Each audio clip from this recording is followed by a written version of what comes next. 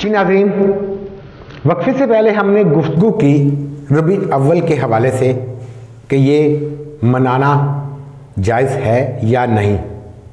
کچھ علماء کرام اس کو لے کے جاتے ہیں کہ یہ منانا جائز نہیں ہے، جبکہ کچھ علماء کرام اس چیز پر زور ڈال رہے ہیں کہ یہ خوشی کا دن ہمیں جوش و جذبے اور عقیدت و احترام سے منانا چاہیے۔ اس وقت بات ہم کریں گے ایک اور ایشو سوشل میڈیا پہ چلایا جا رہا ہے کہ حضرت محمد مصطفیٰ صلی اللہ علیہ وسلم کی ولادت 9 ربیع الاول کو ہوئی اور ان کی وفات 12 ربیع الاول کو ہوئی، اور اس 12 ربیع اول کو جان بوجھ کر اس لیے یوز کیا جا رہا ہے اس کو ولادت کے سلسلے میں کہ ہم اس کی وفات پر ان کی خوشیاں منا رہے ہیں۔ اس چیز کو بھی بہت زیادہ تر اچھالا جا رہا ہے، سامنے لایا جا رہا ہے۔ قاری شاہد صاحب، میں آپ سے پوچھوں گا کہ اس بارے میں آپ کیا کہیں گے، ولادت کے بارے میں، اور کس چیز کو ہم صحیح مانیں؟ 9 ربیع الاول کو ہم صحیح مانیں کہ 12 ربیع الاول کو صحیح مانیں؟ اس چیز کے لوگوں کو شش و پنج میں مبتلا کر دیا گیا ہے کہ آپ لوگ 9 ربیع الاول پیدائش تھی اور 12 ربیع الاول ان کی وفات تھی۔ اب کیا کہیں گے آپ اس بارے میں؟ جی، اس کے حوالے سے گزارش یہ ہے کہ صحابہ کرام رضی اللہ تعالی عنہم اجمعین جو ہیں وہ امت کے لیے ایک ہدایت کا ذریعہ ہیں۔ تو صحابہ کرام رضی اللہ تعالیٰ عنہ کی تعلیمات اگر دیکھا جائے تو صحیح احادیث کی روشنی میں یہ بات تو ثابت ہے کہ حضور صلی اللہ علیہ وسلم کی ولادت 12 ربیع الاول کو ہوئی، جیسا کہ البدایہ والنہایہ میں امام ابن کثیر رحمۃ اللہ علیہ نے روایت کو بیان کیا ہے۔ عن جابر و ابن عباس رضی اللہ تعالیٰ عنہما قال ولد رسول اللہ صلی اللہ علیہ وسلم عام الفیل یوم الاثنین الثانی عشر من شہر ربیع الاول۔ سیدنا جابر اور حضرت ابن عباس رضی اللہ تعالیٰ عنہما کا فرمان سند صحیح کے ساتھ امام ابن کثیر رحمۃ اللہ علیہ نے بیان کیا ہے کہ وہ دونوں صحابہ فرماتے ہیں کہ رسول اللہ صلی اللہ علیہ وسلم عام الفیل میں 12 ربیع الاول پیر والے دن پیدا ہوئے، اور امام ابن کثیر رحمۃ اللہ فرماتے ہیں کہ وَهَذَا الْمَشْهُورُ عِنْدَ الْجَمْهُورِ، یہ مشہور محدثین جمہور کے نزدیک یہ بات متفق ہے کہ رسول اللہ صلی اللہ علیہ وسلم 12 ربیع الاول کو پیدا ہوئے۔ اور جہاں تک حضور صلی اللہ علیہ وسلم کی وفات کا ذکر ہے تو اس حوالے سے البدایہ والنہایہ میں موجود ہے کہ سیدنا لیث رضی اللہ تعالیٰ تابعی ہیں، اجلہ تابعین میں سے ان کا شمار ہوتا ہے، وہ فرماتے ہیں کہ رسول اللہ صلی اللہ علیہ وسلم کا وصال 2 ربیع الاول کو ہوا۔ تو صحابہ اکرام کی جماعت سے اور تابعین کی جماعت سے رسول اللہ صلی اللہ علیہ وسلم کی ولادت 9 ربیع الاول کو صحیح حدیث کی روشنی میں بھی ثابت نہیں ہے،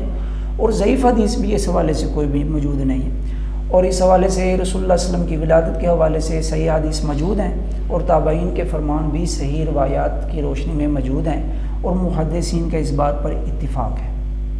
تو لہٰذا رسول اللہ صلی اللہ علیہ وسلم کی ولادت جو ہے یہ 12 ربیع الاول کو۔ بالکل ٹھیک ہے جی۔ ایک چیز آ جاتی ہے مسلک۔ ہم لوگوں نے دین اسلام کو مختلف فرقوں میں بانٹ دیا ہے، کوئی وہابی، کوئی سنی، کوئی شیعہ، کوئی بریلوی، کوئی دیوبندی۔ کیا یہ سب لوگ کلمہ گو نہیں ہیں؟ اور علماء کرام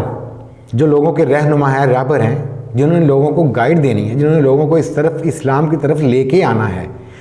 علماء کرام ہی جب آپس میں ان مسالک کو لیتے ہوئے ایک دوسرے کی ٹانگیں کھینچنے پر لگے ہوں گے تو عام لوگ کس طرف جائیں گے؟ لوگوں کو رہنمائی دینے کے لیے علماء کرام کو کون سا طریقہ اختیار کرنا پڑے گا، صرف مسالک سے ہٹ کے، فرقہ بندی سے ہٹ کے؟ کیا کہیں گے آپ؟ جی دیکھیں، قرآن مجید میں آپ نے بہت خوبصورت سوال اٹھایا ہے۔ قرآن مجید میں اللہ تعالیٰ فرماتا ہے وَاعْتَصِمُوا بِحَبْلِ اللَّهِ جَمِيعًا، کہ اللہ کی رسی کو مضبوطی سے تھام لو۔ تو اس کے اوپر ہی ایشو بنا ہوا ہے کہ اللہ کی رسی کیا ہے۔ بعض علماء فرماتے ہیں کہ اللہ کی رسی اصحاب رسول ہے،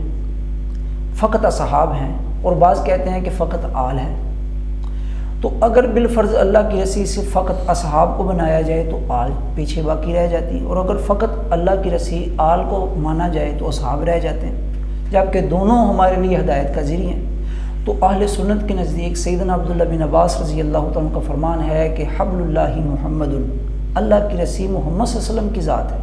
جب ہم حضور صلی اللہ علیہ وسلم کو اللہ کی رسی مانیں گے اور حضور صلی اللہ علیہ وسلم کا دامن تھام لیں گے تو کوئی تو فرقہ نہیں پھیل سکتا۔ اور دوسری بات یہ ہے کہ رسول اللہ صلی اللہ علیہ وسلم کا فرمان صحیح مسلم شریف میں موجود ہے، حدیث کی کتب کثیرہ میں موجود ہے کہ رسول اللہ صلی اللہ علیہ وسلم فرمایا میری امت میں 73 فرقے ہوں گے، کلہم فی النار الا ملۃ واحدہ، ایک ان میں ناجی ہوگا اور باقی دوزخ میں جائیں گے، اور وہ جو ناجی ہوگا فرمایا ما انا علیہ و اصحابی، جو میرے اور میرے اصحاب کے نقش قدم پر چلے گا۔ تو ہم سب مسلمانوں کو یہ چاہیے کہ بجائے تفرقہ ڈالنے کے، بجائے کسی کو مشرک بدعتی کافر کہنے کے، ہمیں تمام علماء کو، تمام مسلمانوں کو یہ چاہیے کہ متفقہ طور پر سب کو بھائی چارے کے ساتھ رہنا چاہیے، اور آپس میں ایسا مسئلہ بیان نہ کیا جائے ملک پاکستان کے امن کے حوالے سے، اور ہمارے پاکستان کے امن کے لیے کوئی ایسا مسئلہ نہ اٹھایا جائے جس سے تفرقہ ملک میں پھیلے۔ ہم اس چیز کی تردید کرتے ہیں، اور جو لوگ اس حوالے سے ملک پاکستان میں تفرقہ ڈالتے ہیں، ہم سمجھتے ہیں کہ وہ پاکستان سے پیار کرنے والے نہیں ہیں، کیونکہ پاکستان جو ہے یہ لا الہ الا اللہ محمد رسول اللہ کی بنیادوں پہ بنا ہے، تو اس کے امن کے لیے ہمیں یہ کرنا چاہیے کہ آپس میں محبت کے ساتھ رہنا چاہیے،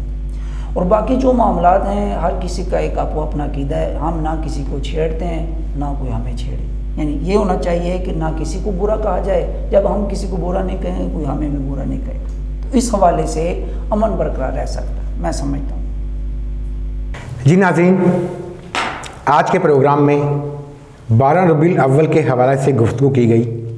یہ منانی چاہیے کہ نہیں، اگر منانی چاہیے تو ایسے کون سے طریقے ہیں جو ہمارے نبی کے پسندیدہ ہوں، جن کو دیکھ کر واقعی ہمارا اللہ اور ہمارا رسول ہم سے راضی ہو۔ اس دعا کے ساتھ کہ ایاک نعبد و ایاک نستعین، اللہ تعالیٰ ہمیں اپنے حفظ و امان میں رکھے اور ہمیں ہمارے دین پر استقامت دے، آمین یا رب العالمین۔ اطہر قصوری کو اجازت دیجیے گا، اللہ حافظ۔